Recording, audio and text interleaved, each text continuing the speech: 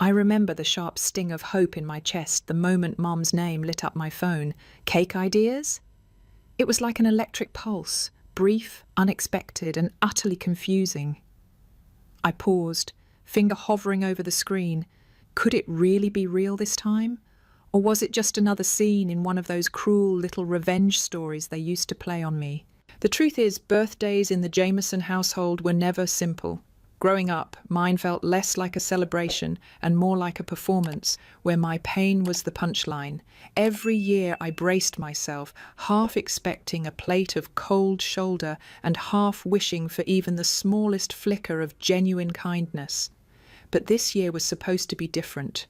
I just turned 26, and for the first time in years, I wasn't stuck living on their terms.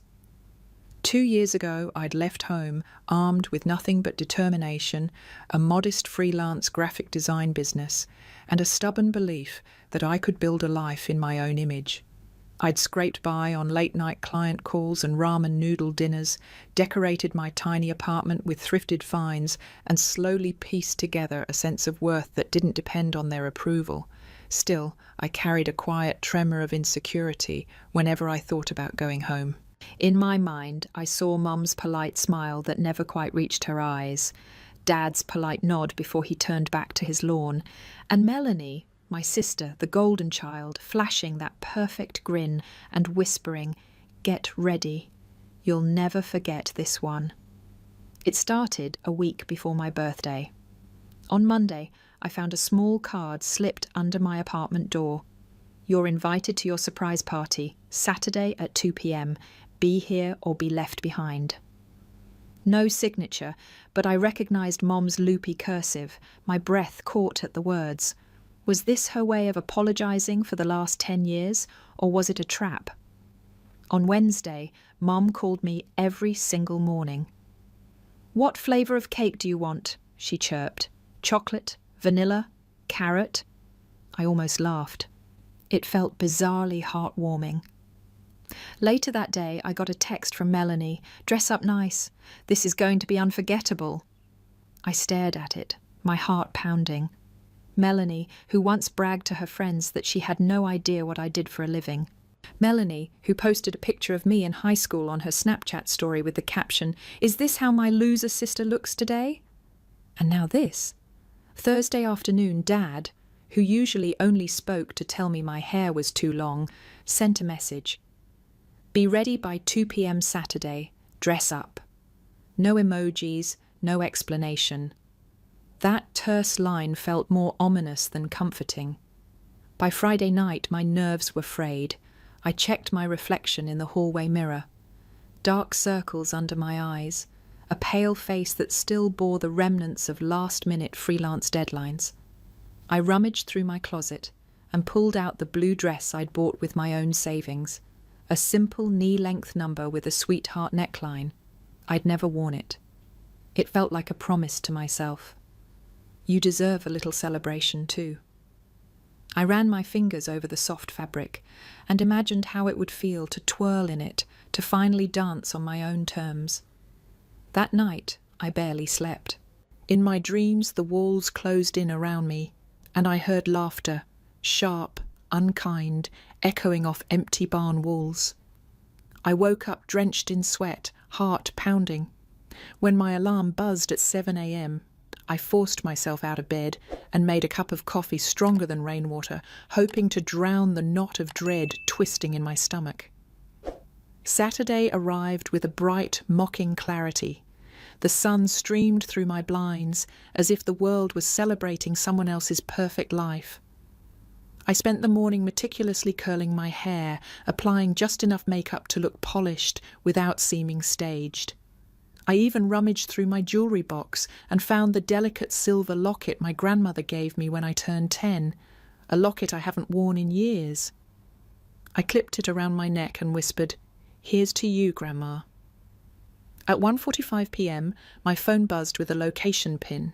"Your ride is here, sweetie," in Mum's text. I grabbed my purse. Mum always offered to hold it, but I wouldn't let her, and headed out the door, each step heavy with anticipation and fear. When the car pulled up, I caught a glimpse of Melanie in the front seat, arms folded and lips pressed into a tight smile. Dad sat behind the wheel, hands gripping it like a steering wheel at the state fair, steady, emotionless. Mom was perched between them, clutching a silky red blindfold that glinted in the afternoon sun. Her smile was too wide, her eyes too bright, and I knew in that instant that whatever was waiting wasn't going to be a birthday cake. Still, I willed myself to believe. Maybe this one would finally be mine. The morning sun was still warm on my face when they pulled up in front of me. Melanie's car door clicked open, and before I could say a word, Mom's hand was over my eyes, wrapping that silky red blindfold around my head. "Trust us, sweetheart," she cooed, voice dripping with a sweetness that tasted like poison. For a heartbeat, I almost believed it. My heart fluttered with a fragile spark of hope. Maybe this really was a birthday celebration. But the instant the blindfold covered my vision, every instinct screamed the opposite. The car hummed to life, and we were off. I felt Dad's knuckles whiten on the steering wheel as we rolled past familiar streets, then country lanes. Mom kissed my cheek, her breath warm against my ear. "You're never going to forget this one," she whispered. Melanie laughed, low and relaxed, like she already knew the punchline. I closed my eyes, leaning back, trying to steady my breathing. The rhythm of the road lulled me into a dazed silence. Then the car slowed, veered off the pavement, and came to a jerking stop. I heard gravel crunch under tires, the engine cut out, and a door pop open. "Okay, sweetie, get out," Dad said, voice flat. My heart slammed against my ribs. "Wait, where are we?" I reached for Mom's hand, but she slipped out before I could grab her. A door slammed shut. The engine idled, then revved, and the car peeled away. The blindfold was still tied tight, so I stumbled forward, the soles of my shoes sliding on loose dirt and rocks. Panic surged. "Mom? Melanie? Dad?" My voice cracked. Only the wind answered, whipping around me, carrying faint echoes of laughter. Not polite chuckles, but sharp, delighted guffaws. I yanked at the blindfold and threw it aside. Light flooded back. I blinked against it, heart hammering. Before me stood a ramshackle barn, its wood grey and rotted, vines snaking through warped boards. The door sagged on rusted hinges, just enough to reveal a dark, empty interior. No balloons, no lights, no people, just this abandoned husk of a building. I tasted bile in my mouth. "This is your surprise?" I hissed, voice raw. No answer. The gravel road lay empty in both directions. The laughter had vanished, but I could almost still hear it simmering in the air. Anger flared hotter than fear. I spun on my heel and sprinted after the car, but it was already a speck on the horizon. Dad's honk hollered twice through the open window before the car dipped below the rise. Melanie's voice trilled back to me. "Happy barn day, loser!" Every muscle snapped tight. My chest seized at the word loser. Have you ever been at the mercy of someone you love, only to realize they never cared? If you felt that sting, give this video a thumbs up. Or better yet, share your story below.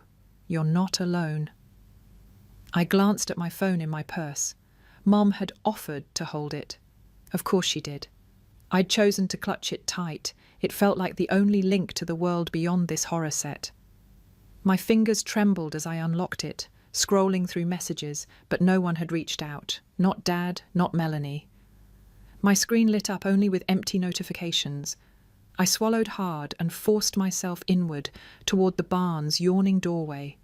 Each step echoed on the creaky floorboards, and I froze. A soft crack, a splintering plank beneath my heel. My stomach dropped. One more step and I'd break through into darkness. So I backed away, heels clicking on rotten wood, heart pounding so loud I thought someone might hear it for miles. The air was close and still inside, thick with dust motes dancing in shafts of light. My breath caught in my throat and I shoved out into the open again. Panic mixed with cold determination. I couldn't stay here. I deserved better than this, and so do you. whoever you are watching. Have you ever been left stranded? Tell me in the comments what you would do. I turned down the gravel road, the barn shrinking behind me. My heels clicked against the hard ground for nearly 3 miles. Every footstep pressed into my skin, my calves burning, my lungs tasting dust. I walked until tears blurred my vision, tears I refused to let fall. Pride, or maybe stubborn defiance, kept them at bay. After what felt like hours, a beat-up pickup rumbled to a stop beside me. A weathered farmer poked his head out. "You lost, miss?" he called, voice gruff but not unkind. I nodded, voice tight. "My family dropped me off. I need help." He climbed down, offered me a bottle of water, and let me sit in the cab while he called a tow service. I sank into the seat, relief flooding through me so hard I almost sobbed. The hum of the engine was a small kindness, a reminder that the world still spun on somewhere, and that not everyone was cruel. On the ride back to the nearest town, he didn't ask prying questions. He just drove, keeping a respectful distance. When I offered to pay him, he shook his head. "Take care of yourself," he said, "and watch those orchards this time of year. Coyotes like to roam." I managed a shaky laugh, feeling tears sting, but this time for a different reason, not humiliation, but gratitude. At the town's edge, I called a cab. It took nearly an hour to arrive. I sat on the curb, the sun dipping low, and watched headlights slice through twilight. Every moment felt like a lifetime, but each one etched itself into my resolve. I wouldn't let them break me. When I finally made it back to my apartment, my heels thudded against the tile floor as I kicked them off. I sank onto the couch, drained, and let my feet breathe. My phone buzzed. 2 new notifications from Melanie's Instagram. She'd posted a photo of my empty chair at the barn, smiling with her champagne glass, captioned, "Best surprise ever, happy barn day." I stared at the image, furious all over again. My chest tightened. But then something shifted, an ember of something stronger than fear or anger. It was the first flicker of the fire that would drive me forward, because if they could treat me like this, I'd show them just how wrong they were. If you're feeling that spark too, hit like and share this video so other survivors know they're seen. And if you've got a story, let's build this community together. I pressed my palms into my eyes, breathing slow. I wouldn't cry, not yet. Instead, I whispered into the gathering dusk, "They'll regret leaving me here. They'll see that I'm not a punchline."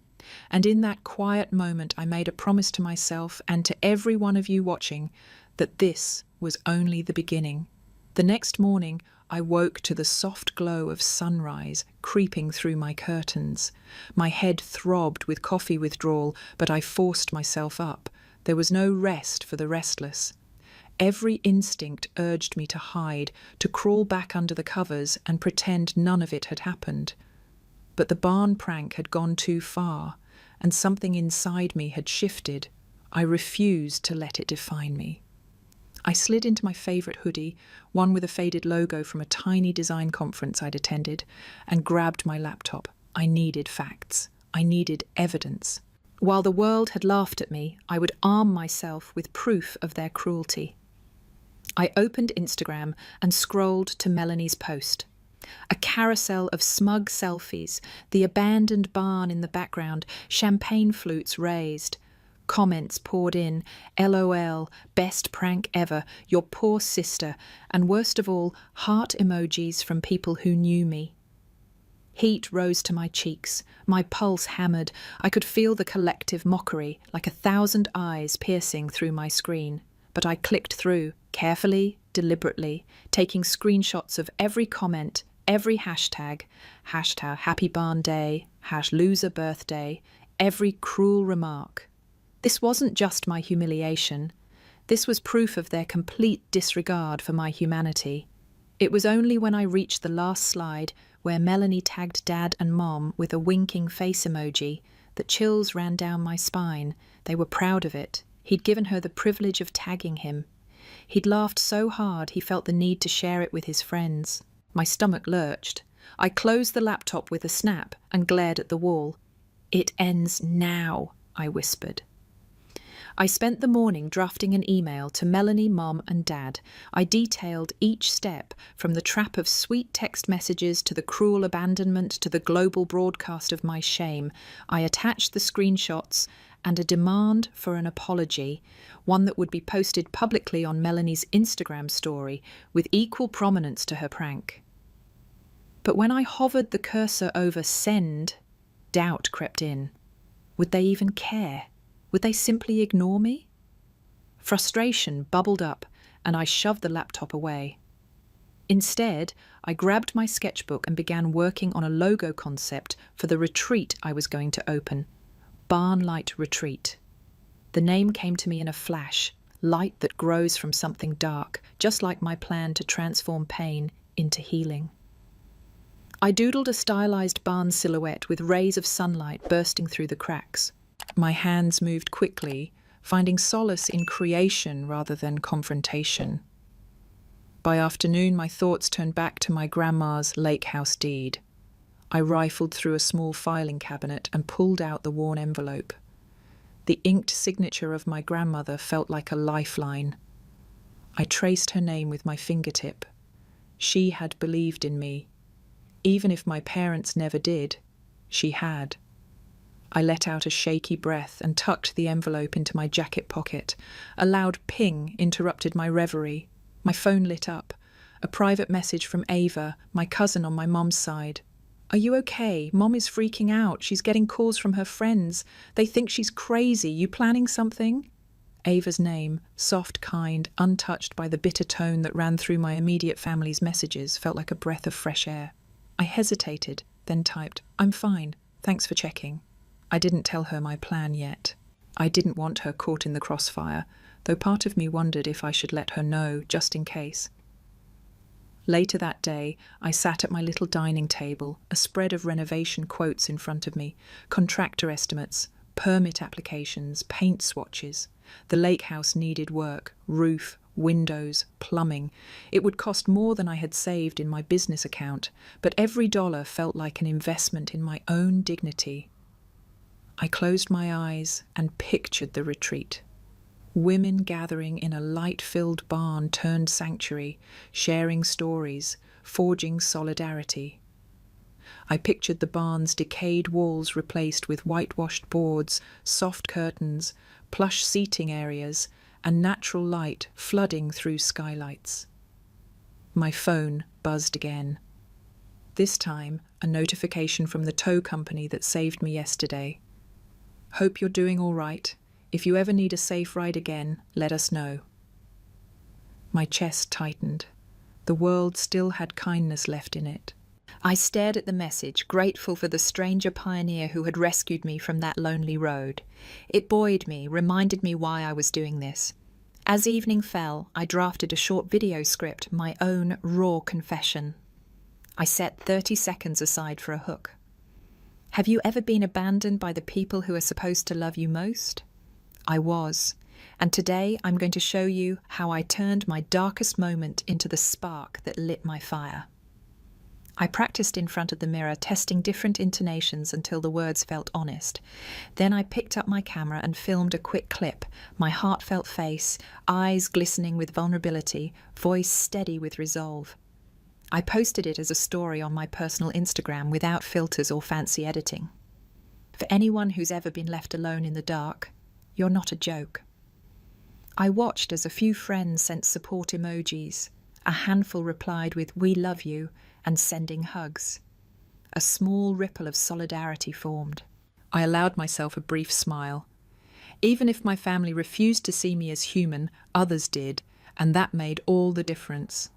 Before heading to bed, I drafted that apology demand email again, but this time I didn't hit send.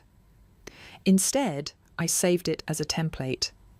I would wait for the right moment, when I had the leverage, when I had the retreat ready and an audience watching, when the tables could turn decisively and publicly. I closed my laptop, exhaustion mingling with exhilaration. Tomorrow, I'd call contractors, I'd set dates, I'd pour every ounce of my energy into reclaiming what was mine. But tonight, I allowed myself a single thought of peace. This nightmare was giving birth to my future, and in the quiet of my apartment, I felt that ember grow a little brighter. The spark of revenge, not the kind that burns others down, but the kind that lights you from within. I drifted off with that warmth in my chest, ready for whatever came next.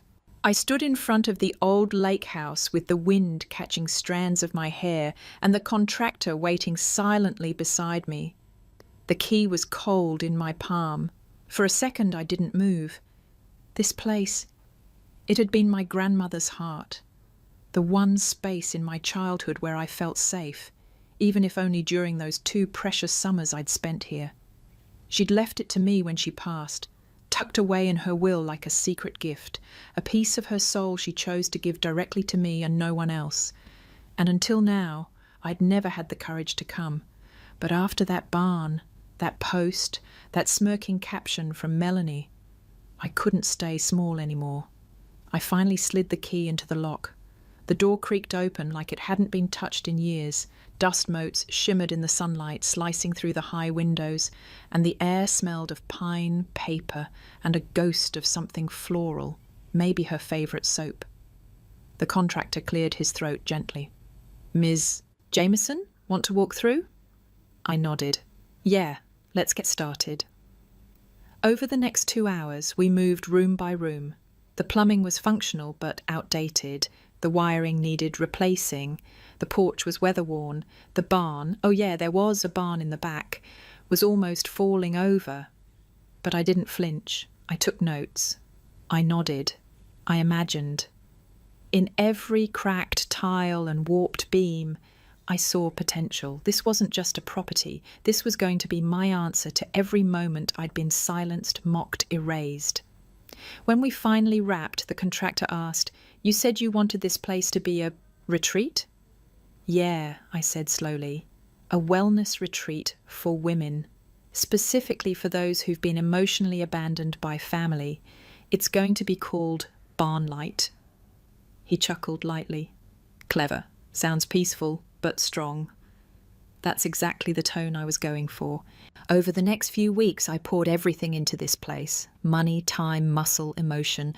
I used the last of my savings, took on more freelance work at night to pay the electricians and roofers during the day. I painted alongside the team, scraped wallpaper with blistered fingers, sanded floors with sweat dripping into my eyes. I planted lavender bushes by the front steps, my grandma's favourite. And all the while, I didn't say a word to my family. I didn't respond to the texts, the calls, the voicemails. First came Melanie's voice message. "Hey, are you still mad? That was just a joke. You're taking it way too seriously. We have family dinner this Sunday. Don't be weird." Then Mum. "Laurel, your silence is hurtful. We're still family. Let's talk. You're acting so cold. And by the way, I saw your name on some legal documents. Are you doing something with the lake house? That's supposed to stay in the family." That word, supposed, got to me, as if it was still theirs, as if I didn't count. Finally, Dad texted, "Don't make me get legal." I didn't reply to any of them. Instead, I ordered custom invitation cards, thick cream cardstock, gold leaf trim, elegant calligraphy. They read, "You are cordially invited to the grand opening of the Barnlight Retreat, an exclusive weekend for healing, reflection and empowerment, hosted by Laurel Jameson." I sent one to Melanie, one to Mum, one to Dad. I didn't send it as an olive branch, I sent it as a mirror. 2 days before the opening, I walked alone through the newly renovated barn behind the house, the one I'd almost ignored. It used to be dark, sagging, full of cobwebs.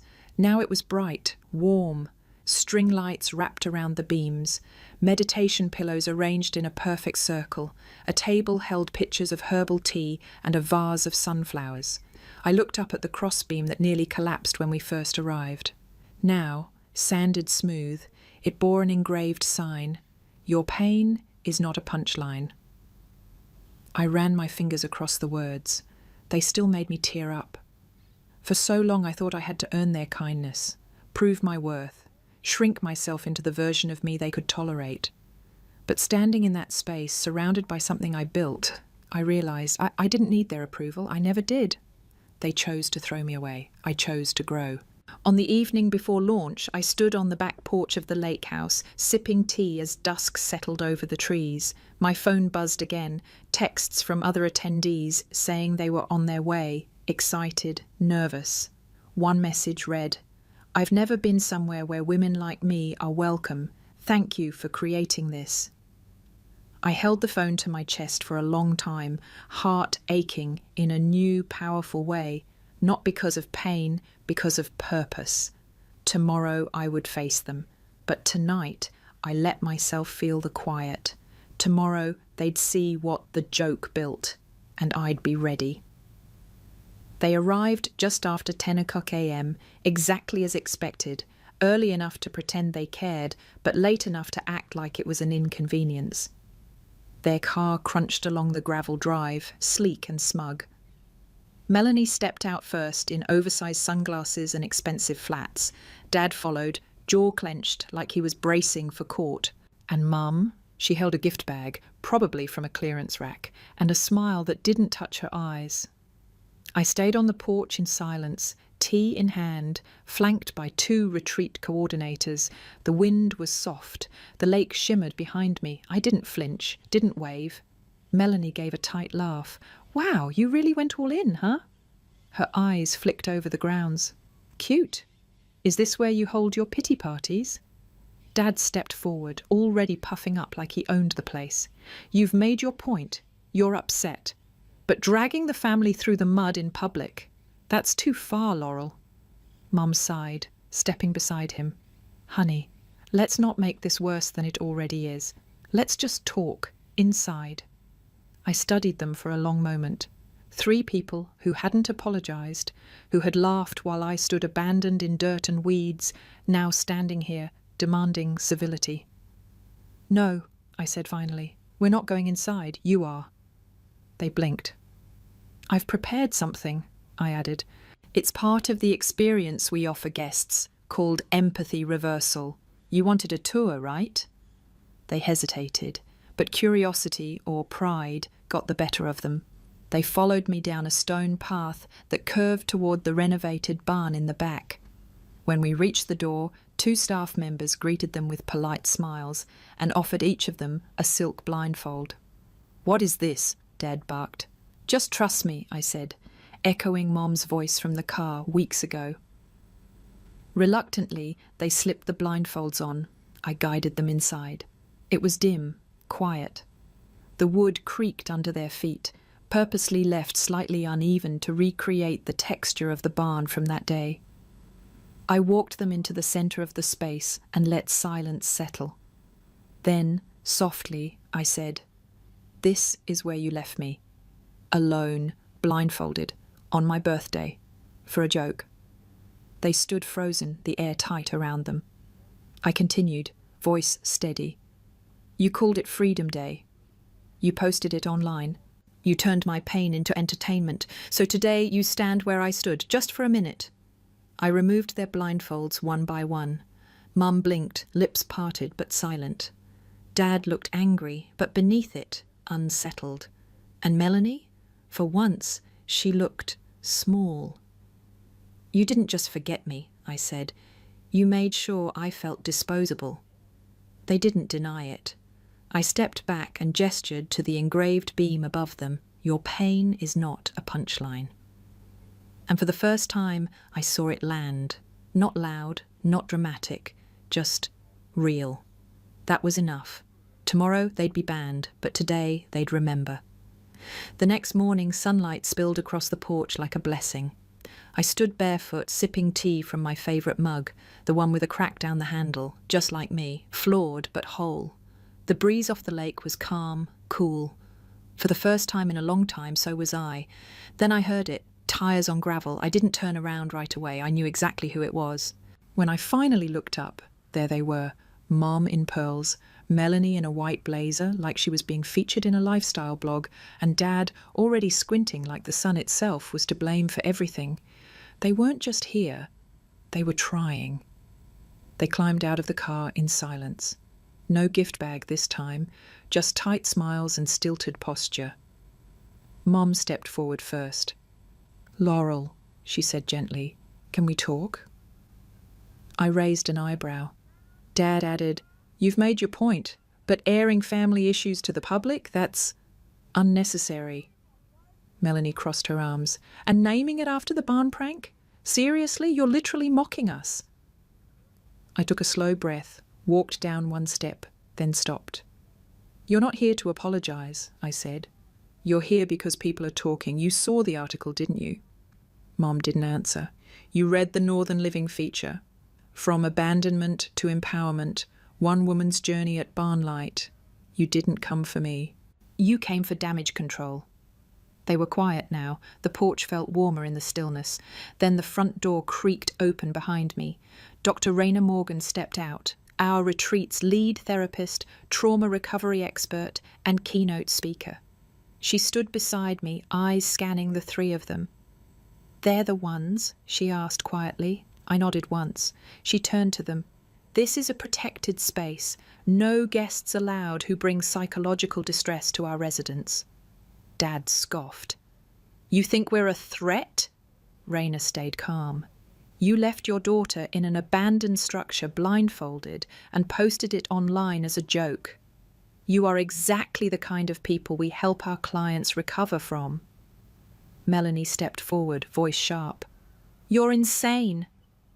I didn't flinch. Instead, I handed my tea mug to one of our staff and stepped down to face them fully. "You left me," I said, "in the middle of nowhere, on my birthday, and then you laughed." I turned to Mom. "You filmed it," to Melanie. "You posted it," to Dad. "You drove away." They didn't deny it. They didn't say sorry. "I don't let people like that in anymore," I said. "Not in here."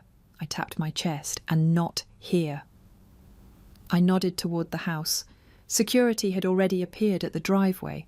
Quiet, respectful, present. Melanie spun on her heel. "Let's go."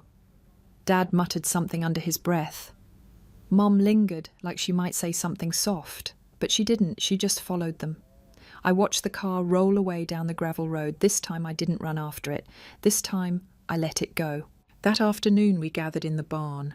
Women from all over the state sat in a circle, holding mugs, journals, tissues. I stood in the center and told my story, not for revenge, not for applause, but because reclaiming your power out loud is part of healing. I ended with this. We don't go back to the people who buried us alive. We plant gardens over the places they left us for dead. Every woman stood. Not one clapped out of pity. They clapped because they understood. To the ones watching, have you ever been left behind by the people who were supposed to love you the most? Tell me below. Your story matters. And if this story made you feel seen, stay. There's more healing to come.